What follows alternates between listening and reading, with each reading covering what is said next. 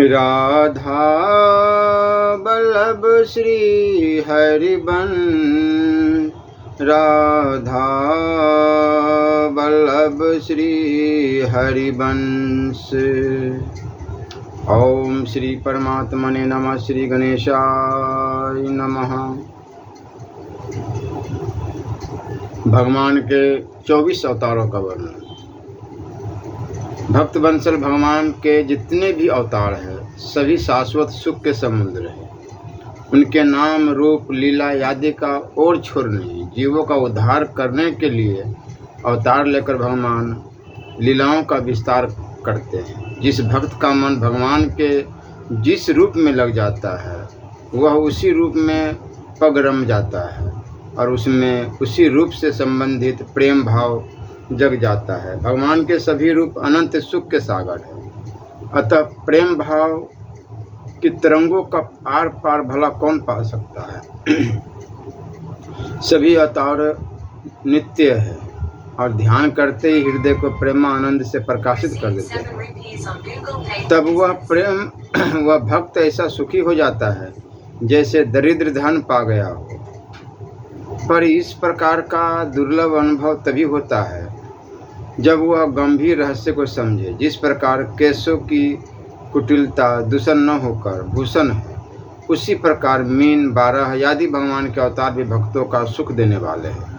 सभी अवतार नित्य एवं पूर्ण है। श्री अग्रदेव जी की यह सुंदर मान्यता की रीति मुझे बहुत अच्छी लगी। 24 अवतारों की यह माला मेरे हृदय में हार की तरह बसे।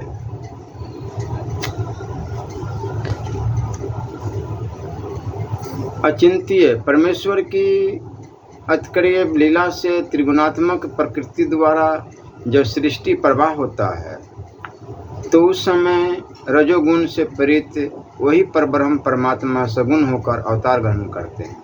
वस्तुतः यह जगत परमात्मा का लीला विलास है।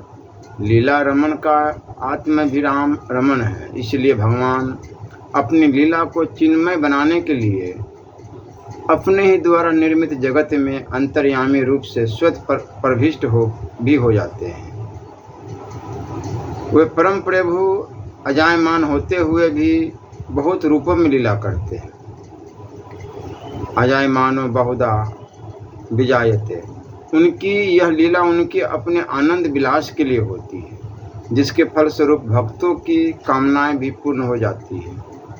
भगवान का अपने नित्य धाम से पृथ्वी पर लीला अवतरण ही अवतार कहा जाता है।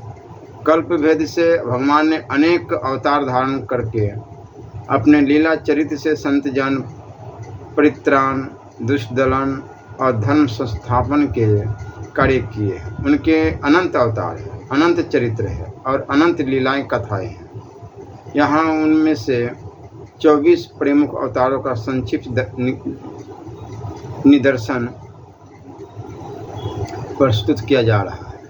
मत्स्य अवतार की कथा है। ब्रह्मा जी के सोने का जब समय आ गया और उन्हें नींद आने लगी, उस समय वेद उनके मुख से निकल पड़े और उनके पास ही रहने वाले हयग्रीव नामक दैत्य ने उन्हें चुरा लिया। ब्रह्म नामक नैमित्तिक के परले होने से सारे लोग समुद्र में डूब गए। श्री हरि ने हयग्रीव की चेष्टा जान ली और वेदों का उद्धार करने के लिए मत्स्य अवतार ग्रहण किया। द्रविड़ देश के राजऋषि सत्यव्रत बड़े भगवत परायण थे। वे मलय पर्वत के एक शिखर पर केवल जल पीकर तपस्या कर रहे थे। यही वर्तमान महाकल्प में विवस्वत मनु हुए। एक दिन कृतमाला नदी में तर्पण करते समय उनकी अंजलि में एक छोटी सी मछली आ गई। उन्होंने उसे जल के साथ फिर नदी में छोड़ दिया। उसने बड़ी प्रार्थना की कि मुझे जल जंतु खा लेंगे, मेरी रक्षा कीजिए। राजा ने उसे जलपात्र में डाल दिया। वो इतनी बढ़ी कि कमंडलू में स्थान न रहा। तब राजा ने उसे एक बड़े मटके में रख दिया। 2 घड़ी में वह 3 हाथ की हो गई। तब उसे एक बड़े सरोवर में रख दिया। थोड़ी ही देर में उसने महामत्स्य का आकार धारण किया। जिस किसी जलाशय में रखते उससे वह बड़ी हो जाती। तब राजा ने उसे समुद्र में छोड़ दिया। उसने बड़ी करुणा से कहा, राजन, आप मुझको इसमें न छोड़े, मेरी रक्षा करें। तब उन्होंने प्रश्न किया, मत्स्य रूप धारण करके मुझको मोहित करने वाले आप कौन हैं? आपने एक ही दिन में 400 कोस के विस्तार का सरोवर घेर लिया। आप अवश्य ही सर्वशक्तिमान, सर्वांतर्यामी, अविनाशी श्री हरि है। आपने यह रूप किस उद्देश्य से ग्रहण किया है? तब भगवान ने कहा, आज से 7वें दिन तीनों लोग प्रलयकालीन समुद्र में डूब जाएंगे। तब मेरी प्रेरणा से एक बड़ी भारी नाव तुम्हारे पास आवेगी। उस समय तुम समस्त प्राणियों के सूक्ष्म शरीर को लेकर सप्त ऋषियों के समेत उस पर चढ़ जाना और समस्त औषधियों और बीजों को साथ रख लेना। जब तक ब्रह्मा की रात्रि रहेगी तब तक मैं तुम्हारी नौका को लिए समुद्र में विहार करूंगा और तुम्हारे प्रश्नों का उत्तर दूंगा। यह कहकर मत्स्य भगवान अंतर्ध्यान हो गए। प्रलय काल में वैसा ही हुआ जैसा भगवान ने कहा था। मत्स्य भगवान प्रकट हुए। उनका शरीर सोने के समान दीप्यमान था और शरीर का विस्तार 4 लाख कोस का था। शरीर में एक बड़ा भारी सिंह भी था। वह नाव वासुकी नाग से सिंह में बांध दी गई। सत्यव्रत जी ने भगवान की स्तुति की। भगवान ने प्रसन्न होकर उन्हें अपने स्वरूप का संपूर्ण परम रहस्य और ब्रह्म तत्व का उपदेश किया, जो मत्स्य पुराण में ब्रह्मा जी की नींद टूटने पर भगवान ने हयग्रीव को मारकर श्रुतियां ब्रह्मा जी को लौटा दी। समुद्र का एक पुत्र शंख था। इसने देवताओं को परास्त करके उनको स्वर्ग से निकाल दिया। सब लोकपालों के अधिकार छीन लिए। देवता मेरुगिरी की कंदराओं में जा छिपे, शत्रु के अधीन न हुए। तब दैत्य ने सोचा कि देवता वेद मंत्रों के बल से प्रबल प्रतीत होते हैं, अतः मैं वेदों का अपहरण करूंगा। ऐसा निश्चय करके वह वेदों को हर ले आया। ब्रह्मा जी कार्तिक की प्रबोधिनी एकादशी को भगवान की शरण गए। भगवान ने आश्वासन दिया और मछली के समान रूप धारण करके आकाश से विंध्य पर्वत निवासी कश्यप मुनि की अंजलि में गिरे। मुनि ने करुणावश उसे कर्मश, कमंडलू, कूप, सरिता आदि अनेक स्थानों में रखते हुए अंत में उसे समुद्र में डाल दिया। वहाँ भी वह बढ़कर शिलाकाय हो गया। तदंतर उन मत्स्य रूपधारी भगवान ने शंखासुर का वध किया और विष्णु रूप में उसे हाथ में लिए हुए बद्री वन में गए। वहाँ संपूर्ण ऋषियों को बुलाकर आदेश दिया कि जल के भीतर बिखरे हुए वेदों की खोज करो और रहस्य सहित उनका पता लगाकर शीघ्र ही ले आओ। तब तेज और बल से संपन्न समस्त मुनियों ने यज्ञ और बीज सहित वेद मंत्रों का उद्धार किया। जिस वेद के जितने मंत्रों को जिस ऋषि ने उपलब्ध किया, वही उतने भाग तब से ऋषि माना जाने लगा। ब्रह्मा समेत सब ऋषियों ने आकर प्राप्त किए हुए वेदों को भगवान को अर्पण कर दिया। दिति के मक्कर, हयग्रीव, महाबलशाली हिरण्याक्ष, हिरण्यकशिप, जम और मैं आदि पुत्र हुए। मक्कर ने ब्रह्मलोक में जाकर ब्रह्मा जी को मोहित करके उनसे संपूर्ण वेद ले लिए। इस प्रकार श्रुतियों का अपहरण करके वह महासागर में घुस गया। फिर तो सारा संसार धर्म शून्य हो गया। ब्रह्मा जी की प्रार्थना से भगवान मत्स्य रूप धारण करके महासागर में प्रविष्ट हुए और मक्कर दैत्य को थुथुम के अग्रभाग से विदीर्ण करके उन्होंने मार डाला और अंग उपांगों सहित संपूर्ण वेदों को लाकर ब्रह्मा जी को समर्पित कर दिया। श्री 12 अवतार की कथा है कि ब्रह्मा से सृष्टि कर्म आरंभ करने की आज्ञा पाए हुए स्वयंभू मनु ने पृथ्वी को प्रलय के एकार्णव में डूबी हुई देखकर उनसे प्रार्थना की कि आप मेरे और मेरी प्रजा के रहने के लिए पृथ्वी के उद्धार का प्रयत्न करें, जिससे मैं आपकी आज्ञा का पालन कर सकूं। ब्रह्मा जी की इस विचार में पड़कर कि पृथ्वी तो रसातल में चली गई है, इससे कैसे निकाला जाए, कोई सर्वशक्तिमान श्री हरि की शरण गए। उसी समय विचार मग्न ब्रह्मा जी की नाक से अंगुष्ठ मात्र प्रमाण एक बारह बाहर निकल पड़ा और क्षण भर में पर्वताकार विशाल रूप गजेंद्र सरीखा होकर गर्जन करने लगा। शुक्र रूप भगवान पहले तो बड़े वेग से आकाश में उछले। उनका शरीर बड़ा कठोर था, त्वचा पर कड़े कड़े बाल थे, सफ़ेद दाढ़ें थी, उनके नेत्रों से तेज निकल रहा था, उनकी दाढ़ें भी अति कर्कश थी। फिर अपने वज्रमय पर्वत के समान कठोर कलेवर से उन्होंने जल में प्रवेश किया। बाणों के समान पैने खुरों से जल को चीरते हुए वे जल के पार पहुँचे। रसातल में समस्त जीवों की अर्शभूता पृथ्वी को उन्होंने वहाँ देखा। पृथ्वी को वे डाढ़ों पर लेकर बाहर आए। जल से आकर निकलते समय उनके मार्ग में विघ्न डालने के लिए महापराक्रमी हिरण्याक्ष ने जल के भीतर ही उन पर गदा से प्रहार करते हुए आक्रमण कर दिया। भगवान ने उसे लीलापूर्वक ही मार डाला। श्वेत डाढ़ों पर पृथ्वी को धारण किए जल से बाहर निकलते हुए तमाल वृक्ष के समान नीलवर्ण 12 भगवान को देखकर ब्रह्मादि को निश्चय हो गया कि ये भगवान ही है। वे सब हाथ जोड़कर स्तुति करने लगे। कच्छप अवतार की कथा।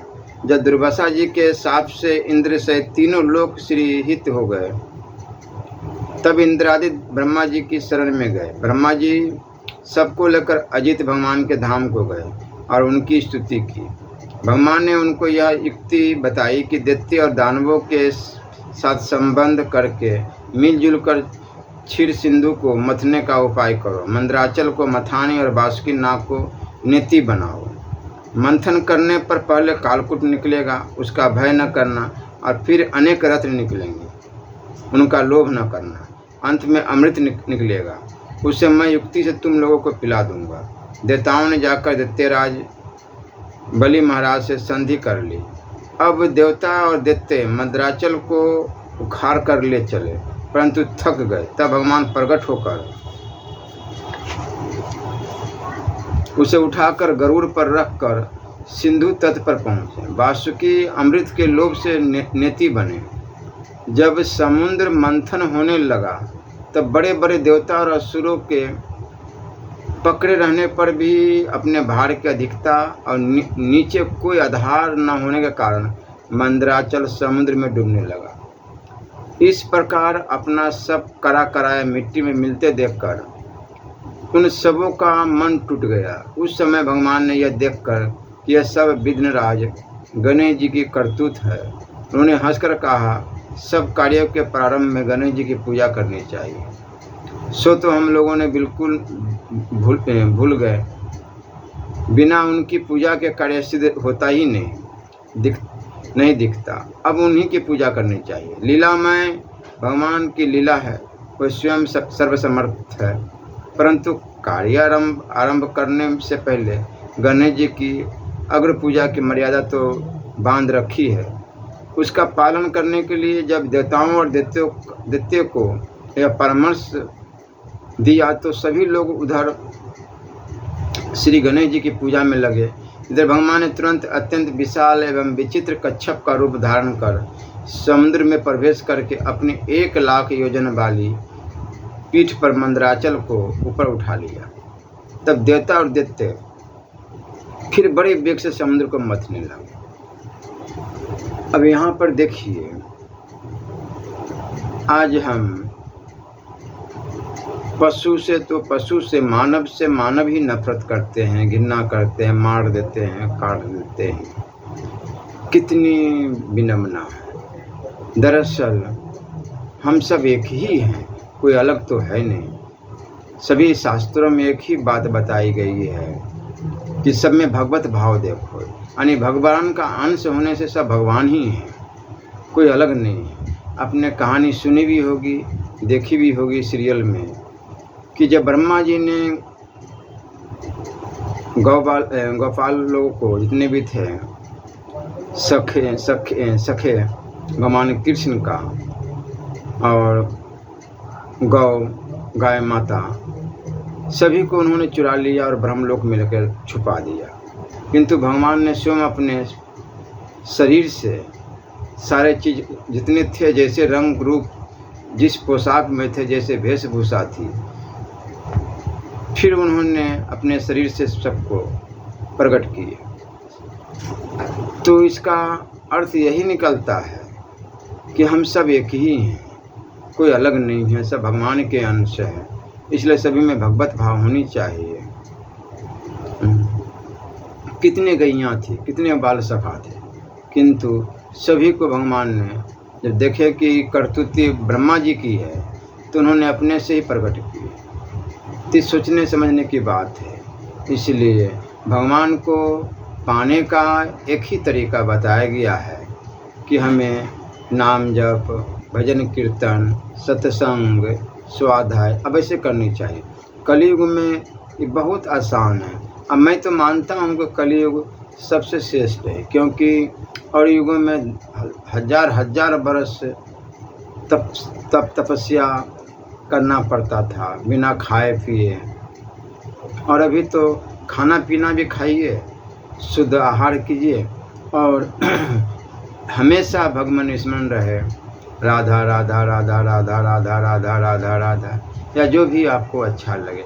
बहुत बेहतरीन तरीक़ा से समय भी कटता है, गृहस्थ भी बढ़िया तरीक़ा से रहता है, और हमें कोई समस्या का समाधान भी नहीं करना पड़ता, सब मालिक खुद ही कर देते हैं। इसलिए हमेशा भगवत प्राण रहना चाहिए, भगवत विस्मरण रहना चाहिए, उनका नाम जप, कीर्तन, भजन, स्वाध्याय अवश्य करनी चाहिए। बहुत लाभ मिलेगा आपको। इसलिए भगवत चिंतन में ही तन्मयता होनी चाहिए, उनके सिवा कुछ भी नहीं है। ये जो देख रहे हैं कि घर मकान पत्नी पुत्र, ये सब एक माया है, कोई किसी का नहीं। यहाँ कहने को लोग कहते हैं कि कोई किसी का नहीं, लेकिन लोग मोह में फंसे रह जाते हैं, और हकीकत में कोई किसी का नहीं, पहचान भी नहीं सकते। अगर नरक वाले काम कर्म करते हैं, नरक में जाते हैं, तो बाप दादा पुरखा गोष्ठी खानदान सब पड़े वहाँ रहे, हम भी जाएंगे तो क्या हम पहचानेंगे उनको या हमें पहचानेंगे? नहीं, बस जो पहचान है यहीं तक है। स्वर्ग में जाएंगे, वहाँ भी कोई पहचान नहीं, पहचान ही नहीं सकते कि मेरा पिता है, पुत्र है। अरे वो तो भागवत प्राण बहुत जो साक्षात देवता थे, वो लोग ही आए हैं तो ऐसे हुआ है जो पहचाने हैं, बाकी मनुष्य में कहाँ हो सकती है। माँ के गर्भ में ही सब कुछ भूल जाते हैं, तो फिर बाहर की समस्या तो संसार की लीला का याद रखेंगे कि मेरे पुत्र है, पत्नी है, पति है, पिता है, कुछ नहीं याद रखता। इसलिए बहुत आनंद के साथ में जीवन प्रवाह करनी चाहिए। भगवत चिंतन, भगवत स्मरण हमेशा रहनी चाहिए, केवल भगवान का ही चिंतन होना चाहिए। भगवान श्री कच्छप रूप से मंदराचल को धारण किए हुए थे, श्री विष्णु रूप से देवताओं के साथ रहे थे, एक तीसरा रूप भी धारण करके मंदराचल को अपने हाथों से दबाए हुए थे कि कहीं उछल न जाए। मथते बहुत देर हो गई, परंतु अमृत न निकला। तब भगवान ने सहस्त्रबाहु होकर स्वयं ही दोनों ओर से मथना आरंभ किया। उस समय भगवान की बड़ी विलक्षण शोभा थी। ब्रह्मा शिव सनकादि जय जयकार करते हुए आकाश मंडल से पुष्पों की वर्षा कर रहे थे। उन लोगों की ध्वनि में ध्वनि मिलाकर समुद्र भी भगवान का जय जयकार कर रहा था। समुद्र से सर्वप्रथम हलाहल कालकूट विष प्रकट हुआ, उससे त्रिलोक्य जलने लगा, तो उसे देवादिदेव महादेव जी ने ग्रहण किया। फिर और भी रथ निकले, उनमें से कामधेनु जो ऋषियों ने स्वीकार किया। उच्च सर्वा नामक अति सुंदर बलिष्ठ अश्व को दैत्यों ने लिया। बाद में ऐरावत नामक महान हाथी निकला, वह देवताओं के राजा इंद्र को मिला। कौस्तुभी मणि के प्रति सभी लालियत थे, उसे भगवान ने अपने कंठ में धारण किया। कल्प वृक्ष बिना किसी की अपेक्षा के स्वर्ग में चला गया। अप्सराएं भी स्वेच्छा से स्वर्ग को ही प्रस्थान कर गई। भगवती लक्ष्मी ने अपनी ओर से उदासीन रहने पर भी सर्वगुण संपन्न भगवान विष्णु को वर्ण किया। वारुणी देवी को दैत्यों ने बड़े चाव से लिया। धनुष तो किसी से उठा ही नहीं, तब भगवान विष्णु उन्हें उसे धारण किया। चंद्रमा को अनंत आकाश विचरने के लिए दिया गया। दिव्य शंख को भगवान ने स्वीकार किया। अंत में अमृत कलश हाथ में लिए हुए प्रकट हुए धन्वंतरी जी महाराज। दैत्यों ने उनसे अमृत कलश छीन लिया। देवता उदास हो गए। तब भगवान ने मोहिनी रूप स्वरूप धारण कर दैत्यों का व्यामोहित कर अमृत कलश उनसे लेकर अमृत देवताओं को पिला दिया। देवताओं की पंक्ति में सूर्य और चंद्रमा के बीच में एक राहु नामक दैत्य भेष बदल कर आ बैठा था। उसे अमृत पिलाया ही जा रहा था कि चंद्रमा और सूर्य देव ने बतला दिया और तुरंत ही भगवान के चक्र से उसका सिर धड़ से अलग कर दिया गया। परंतु कुछ अमृत उसे मिल चुका था, अतः सिर कटने पर भी मरा नहीं, इसलिए उसे ग्रहों में स्थान दिया गया। राहु अब भी सूर्य चंद्रमा से बदला लेने के लिए उन्हें उनके पूर्व अमावस्या और पूर्णिमा पर आक्रमण करता है, जिसे ग्रहण कहते हैं। देवताओं ने अमृत पी ही लिया था। भगवान का आशय था ही, अतः अब की बार संग्राम में विजय देवताओं की हुई। नरसिंह भगवान के अवतार की कथा जब बराह भगवान ने हिरण्याक्ष का वध कर डाला था, तब उसकी माता दिति, उसकी पत्नी भानुमति, उसका भाई हिरण्यकशिप और समस्त परिवार बड़ा दुखी था। दैत्येंद्र हिरण्यकशिप ने सबको समझा बुझाकर शांत किया, परंतु स्वयं शांत नहीं हुआ।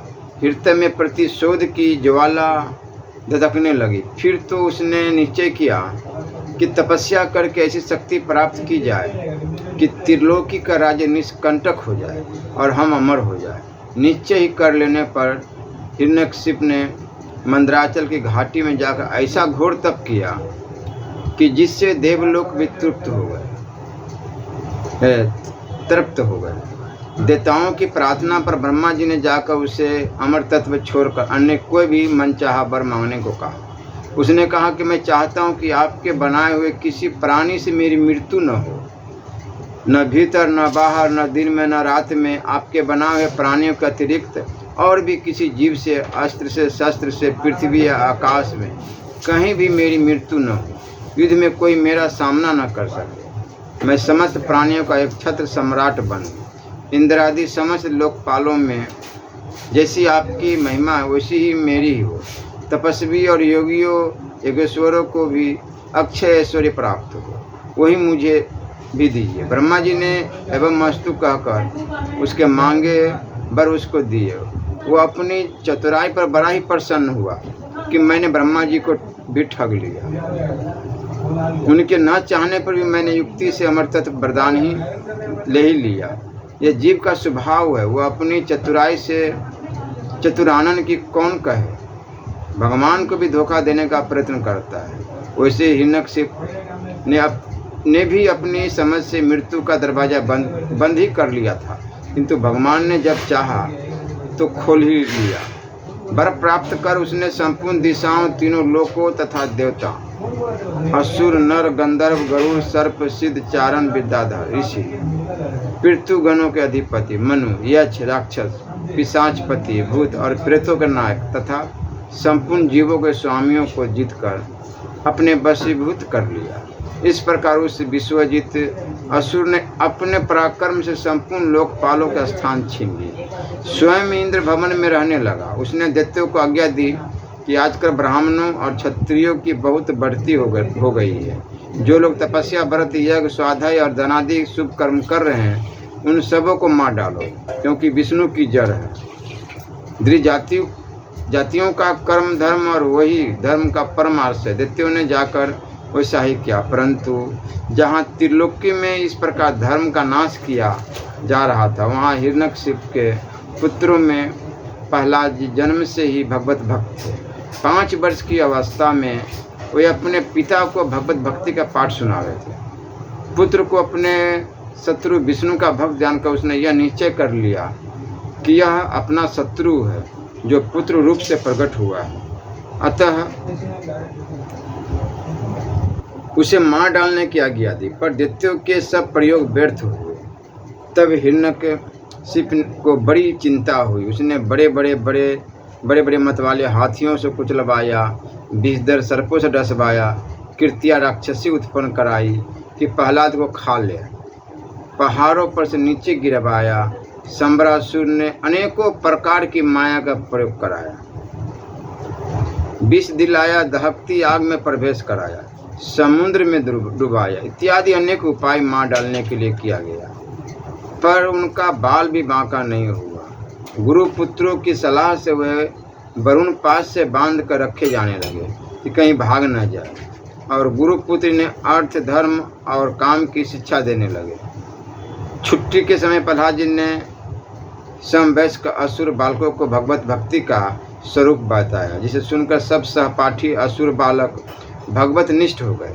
यह देखकर पुरोहित ने जाकर सब हाल हिरण्यकशिप से कहा। सुनते ही उसका शरीर क्रोध के मारे थर-थर कांपने लगा, और उसने प्रहलाद जी को अपने हाथ से मार डालने का निश्चय किया। उन्हें बुलाकर बहुत डांटा, झिड़का और पूछा कि तू किसके बल पर मेरी आज्ञा के विरुद्ध काम किया करता है। प्रहलाद जी ने उसे सर्वात्मा सर्वशक्तिमान भगवान के स्वरूप का उपदेश दिया। वह क्रोध से भरकर बोला, देखो वह तेरा जगदीश्वर कहाँ है? अच्छा, क्या कहा? वह सर्वत्र है, तो इस खंभे में क्यों नहीं दिखता? अच्छा, तुझे इस खंभे में भी दिखता है? मैं अभी तेरा सिर अलग कर देता हूँ, देखता हूँ तेरा वो हरि तेरा कैसे रक्षा करता है।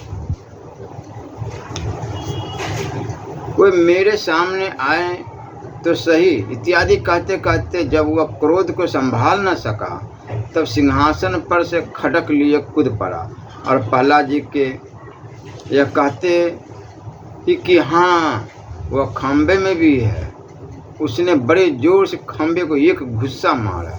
उसी समय खंभे से बड़ा भारी शब्द हुआ।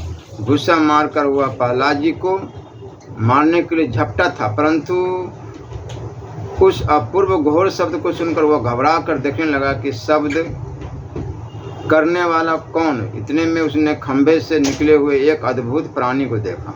वो सोचने लगा, ओह, यह न तो मनुष्य है न सिंह, फिर यह नरसिंह रूप में कौन अलौकिक जीव है। वही इस उधेर बुन में लगा ही हुआ था कि उसके बिल्कुल सामने नरसिंह भगवान खड़े हो गए। भगवान उससे बड़ी देर तक खिलवाड़ करते रहे। अंत में संध्या समय उन्होंने बड़े ऊंच स्वर से प्रचंड भयंकर अट्टहास किया, जिससे उसकी आंखें बंद हो गई। उसी समय झटपट भगवान ने उसे पकड़कर राजसभा द्वार की ड्योढ़ी पर ले जाकर अपनी जांघों पर गिराकर अपने नखों से उसके पेट को चीरकर उसे मार डाला। श्री राधा। श्री वामन अवतार की कथा। भगवान की कृपा से ही देवताओं की विजय हुई। स्वर्ग के सिंहासन पर इंद्र का अभिषेक हुआ, परंतु अपनी विजय के गर्व में देवता लोग भगवान को भूल गए, विषय परायण हो गए। इधर हारे हुए दैत्य बड़ी सावधानी से अपना बल बढ़ाने लगे। वे गुरु शुक्राचार्य जी के साथ साथ समस्त भृगुवंशी ब्राह्मणों की सेवा करने लगे, जिससे प्रभावशाली भृगुवंशी अत्यंत प्रसन्न हुए और दैत्यराज बलि से उन्होंने विश्वजीत यज्ञ कराया। ब्राह्मणों की कृपा से यज्ञ में स्वयं अग्निदेव ने प्रकट होकर रथ घोड़े आदि दिए और अपना आशीर्वाद दिया। शुक्राचार्य जी ने एक दिव्य शंख और प्रहलाद जी ने एक दिव्य माला दी। इस तरह सुसज्जित हो सेनापति सहित उन्होंने जाकर अमरावती को घेर लिया। देवगुरु बृहस्पति के आदेशानुसार देवताओं सहित इंद्र ने स्वर्ग को छोड़ दिया और कहीं जा छिपे। विश्व विजय हो जाने पर भृगुवंशियों ने बलि से 100 अश्वमेध यज्ञ कराए। इस तरह प्राप्त समृद्धि राज्य लक्ष्मी का उपभोग वे बड़ी उदारता से करने लगे। अपने पुत्रों का ऐश्वर्य राजादी छीन जाने से माता अदिति बहुत दुखी हुई अपने पति कश्यप जी के उपदेश से उन्होंने पयोव्रत किया। भगवान ने प्रकट होकर कहा कि ब्राह्मण और ईश्वर बलि के अनुकूल है, इसलिए वे जीते नहीं जा सकते। मैं अपने अंश रूप से तुम्हारा पुत्र बनकर तुम्हारे संतान की रक्षा करूंगा।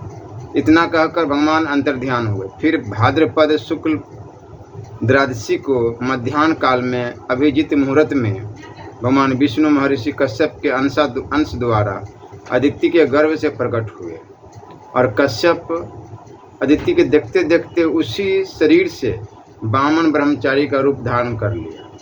ठीक वैसे ही जैसे कोई नट अपना भेष बदल ले।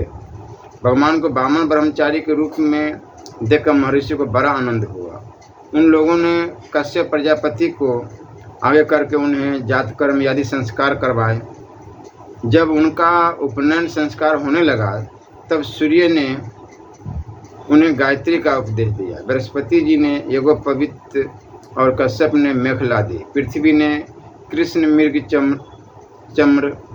चर्म वनस्पतियों के स्वामी चंद्रमा ने दंड, माता आदित्य ने कौपिन और उत्तरीय वस्त्र, आकाश के अभिमानी देवता ने छत्र, ब्रह्मा ने कमंडलू, सप्तऋषियों ने कुश और सरस्वती ने रुद्राक्ष की माला समर्पित की। कुबेर ने भिक्षा पात्र और साक्षात जगत माता अन्नपूर्णा ने भिक्षा दी। इस प्रकार उनकी ब्रह्मचर्य दीक्षा पूर्ण हुई। उसी समय भगवान ने सुना कि सब प्रकार की सामग्रियों से संपन्न यशस्वी बलि भृगुवंशी ब्राह्मणों के आदेशानुसार बहुत से अश्वमेध यज्ञ कर रहे हैं। तब उन्होंने वहां के लिए यात्रा की। राजा बलि नर्मदा के नदी के उत्तर तट पर भृगु कच्छ नामक क्षेत्र में भृगुवंशियों के आदेशानुसार एक श्रेष्ठ यज्ञ का अनुष्ठान कर रहे थे। ठीक उसी समय हाथ में छत्र, दंड और जल से भरा एक कमंडल लिए वामन भगवान ने अश्वमेध यज्ञ के मंडप में प्रवेश किया।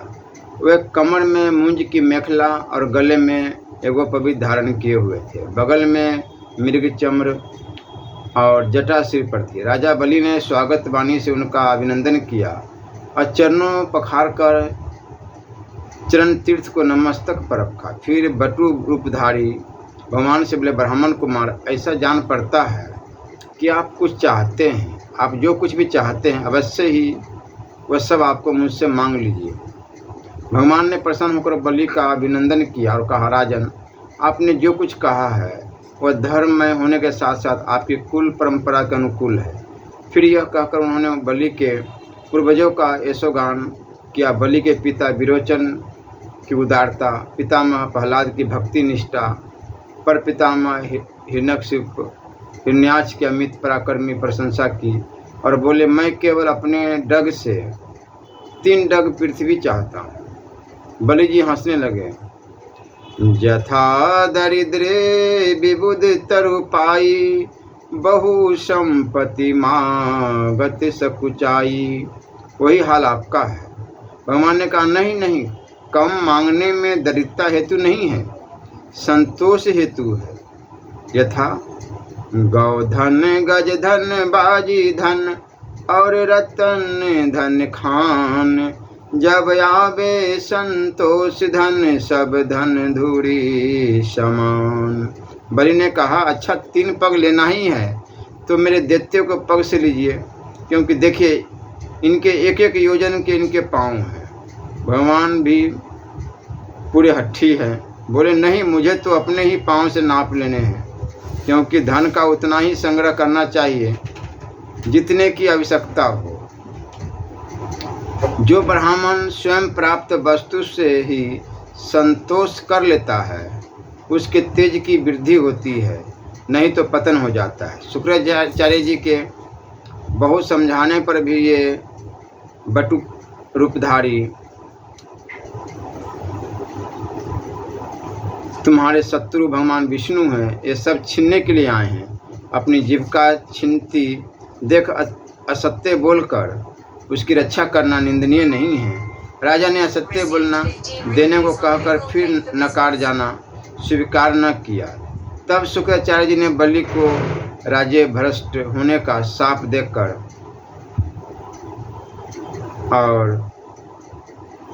और भी महात्मा बलि को बहुत तरह से बात बोले उन्होंने। महात्मा बलि ने निश्चय किया, वो अपने निश्चय से नहीं हटे और हाथ में जल लेकर 3 पग पृथ्वी का संकल्प कर लिया। संकल्प होते ही भगवान का वामन रूप बढ़ते बढ़ते इतना बढ़ा कि भगवान की इंद्रियों में और शरीर में सभी चराचर प्राणियों का दर्शन होने लगा। सर्वात्मा भगवान में यह सारा ब्रह्मांड देखकर सब दैत्य भयभीत हो गए। चराचर जगत उनके अंदर दिखाई पड़ने लग गया। उन्होंने एक डग से बलि की सारी पृथ्वी नाप ली। शरीर से नभ और भुजाओं से सभी दिशाओं को घेर ली। दूसरे पग से स्वर्ग नाप लिया। तीसरा पग रखने के लिए बलि की कोई भी वस्तु न बची। भगवान का दूसरा पग ही ऊपर को जाता हुआ महरलोक, जनलोक और तपलोक से भी ऊपर सत्यलोक पहुंच गया। श्री ब्रह्मा जी ने विश्वरूप भगवान के ऊपर उठे हुए चरण का अर्धपाद से पूजन और प्रक्षालन किया। ब्रह्मा के कमंडलों का वही जल विश्वरूप भगवान के पद प्रक्षालन से पवित्र होने के कारण गंगा जी के रूप में परिणित हो गया। बलि के सेनापतियों ने यह जानकर कि यह भिक्षुक ब्रह्मचारी तो हम लोगों को बैरी है, जो अपने को छिपाकर देवताओं का काम करना चाहता है, और राजा तो यज्ञ में दीक्षित होने से कुछ कहेंगे नहीं, वामन भगवान पर अस्त्र चलाया, पर भगवत पार्षदों ने उन्हें खदेड़ा। बलि ने दैत्यों को समझा बुझा कर लड़ाई करने से रोक दिया। भगवान का इशारा पाकर गरुड़ ने वरुण पास से बलि को बांध दिया। तत्पश्चात भगवान बलि से बोले, 2 पग में तो मैंने तुम्हारी सब पृथ्वी और सब लोगों को नाप लिया। तुम्हारी प्रतिज्ञा पूरी न होने से अब तुम नरक भोगोगे। इत्यादि रीति से वामन जी ने बहुत तिरस्कार किया, परंतु राजा बलि धैर्य से विचलित न हुए। उन्होंने बड़ा ही सुंदर उत्तर दिया, प्रभु मैं आपसे एक बात पूछता हूँ, धन बड़ा है कि धनी? भगवान ने कहा, चूंकि धन धनी के अधीन रहता है इसलिए धनी धन से बड़ा होता है। बलि जी ने कहा, प्रभु आपने मेरा धन तो 2 पग में नाप लिया है, रही 1 पग की बात, सो वह पग आप मेरे सिर पर रख दीजिए। यद्यपि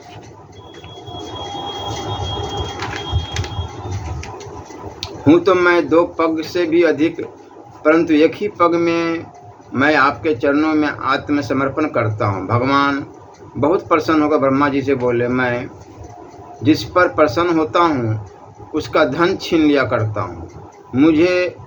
मैंने इसका धन छीन लिया, राजपद से अलग कर दिया, तरह तरह के आक्षेप किए, शत्रुओं ने इसे बांध लिया, भाई बंधु छोड़कर चले गए, इतनी यातना इसे भोगनी पड़ी, यहाँ तक कि इसके गुरुदेव ने भी शाप दे दिया, परंतु इस ढूंढवृत्ति ने प्रतिज्ञा नहीं छोड़ी। मैंने इससे छल भरी बातें की, मन में छल रखकर धर्मोपदेश किया, परंतु इस सत्यवादी ने अपना धर्म न छोड़ा। फिर राजा बलि को सुतल लोक में रहने की आज्ञा दी और अपूर्व वर दिए। राजा बलि के आप द्वार पर बन गए। इस तरह भगवान वामन ने बलि से स्वर्ग का राज्य लेकर इंद्र को देकर अदिति की कामना पूर्ण की और स्वयं उपेंद्र बनकर सारे जगत का शासन करने लगे। श्री परशुराम अवतार की कथा है कि वाल्मीकि रामायण के अनुसार साक्षात ब्रह्मा जी के पुत्र राजा कुश के 4 पुत्रों में से कुशनाभ दूसरे पुत्र थे। राजा कुशनाभ ने पुत्र प्राप्ति के लिए पुत्रेष्टि यज्ञ किया, जिसके फलस्वरूप गाधी नामक परम धर्मात्मा पुत्र हुआ। राजा गाधी के एक सत्यवती नाम की कन्या थी, जो महर्षि ऋचिक को ब्याही गई थी। एक बार सत्यवती और सत्यवती की माता ने ऋचिक जी के पास पुत्र कामना से जाकर उसके लिए प्रार्थना की। ऋचिक ने 2 चरु सत्यवती को दिए और बता दिया कि यह तुम्हारे लिए है और यह तुम्हारी माँ के लिए है, इनका तुम यथोचित उपयोग करना। यह कहकर वे स्नान को चले गए। उपयोग करने के समय माता ने कहा, बेटी, सभी लोग अपने ही लिए सबसे अधिक गुणवान पुत्र चाहते हैं। अपनी पत्नी के भाई के गुणों में किसी की विशेष रुचि नहीं होती, अतः तू अपना चरु मुझे दे दे और मेरा तू ले ले, क्योंकि मेरे पुत्र को तो संपूर्ण भूमंडल का पालन करना होगा और ब्राह्मण कुमारों को तो बल वीर्य तथा संपत्ति आदि से लेना देना ही क्या है। ऐसा कहने पर सत्यवती ने अपना चरु माता को दे दिया। जब ऋषि को यह बात ज्ञात हुई तब उन्होंने अपने पत्नी से कहा कि तुमने यह बड़ा अनुचित किया। ऐसा ही हो जाने से अब तुम्हारा पुत्र घोर योद्धा होगा और तुम्हारा भाई ब्रह्मवेत्ता होगा। सत्यवती के बहुत प्रार्थना करने पर कि मेरा पुत्र ऐसा न हो, उन्होंने कहा कि अच्छा, पुत्र तो ऐसा न होगा, किंतु पौत्र उस स्वभाव का होगा। यही कारण है कि राजा गाधी की स्त्री ने जो चरु खाया था उसके प्रभाव से विश्वामित्र जी हुए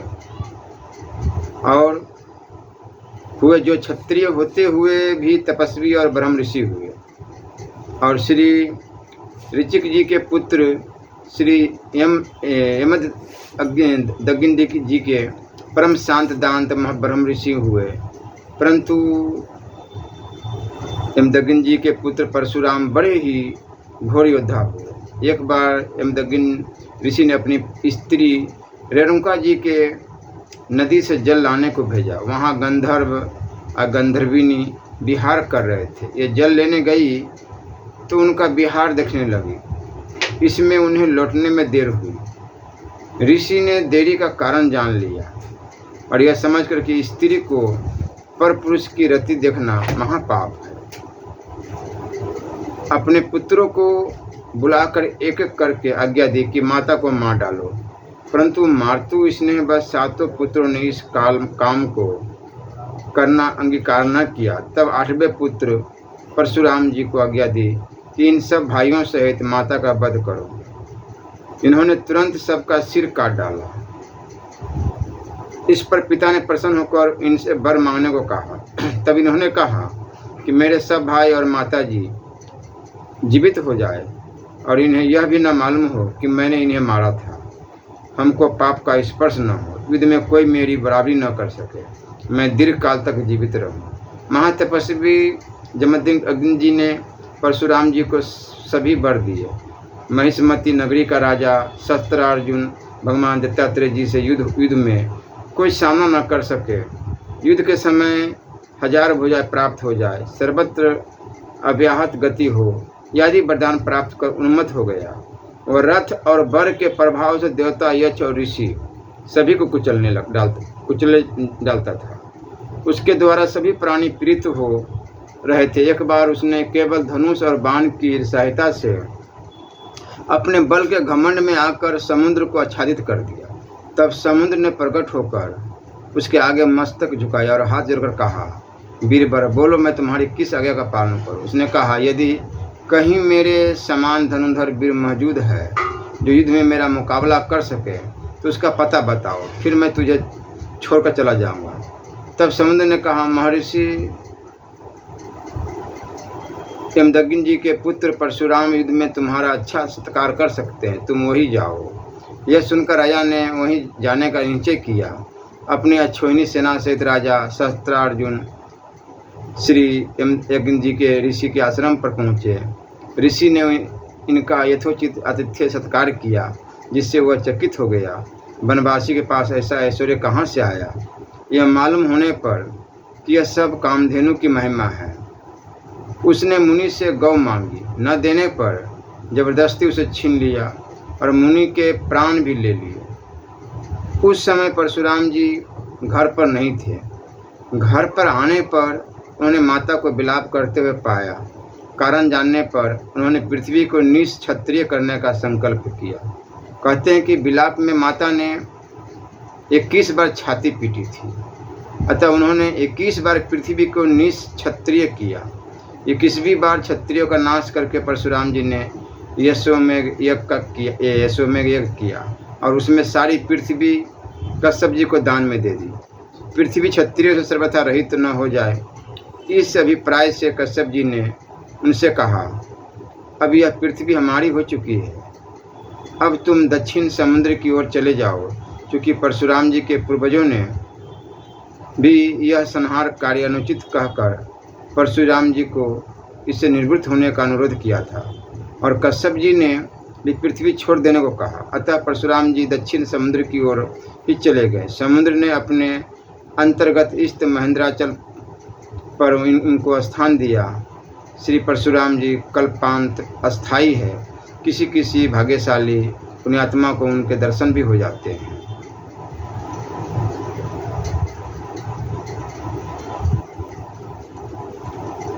आगे की कथा फिर सुनाएंगे। यहीं पर विराम करते हैं। श्री राधा वल्लभ लाल की जय।